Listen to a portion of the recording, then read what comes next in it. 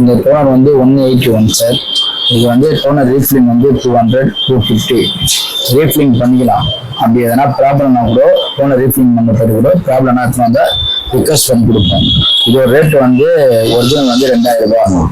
அதுக்கு பதிலாக நம்ம ரீஃபில்லிங் பண்ணா பெட்டர் தான்.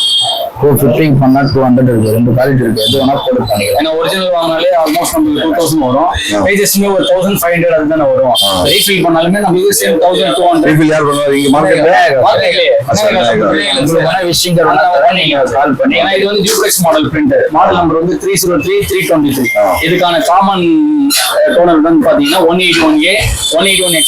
181 வந்து பாத்தீங்கன்னா 1500 பேஜ் சொல்லி எடுத்துலாம். 181X வந்து 3000 பேஜ் சொல்லி எடுத்துக்கலாம்.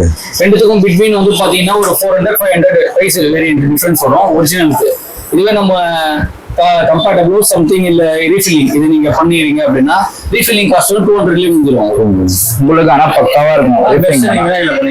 எந்த ப்ராப்ளமும் இல்லை உங்களுக்கு. என்ன ஒண்ணா நீங்க விநாயகர்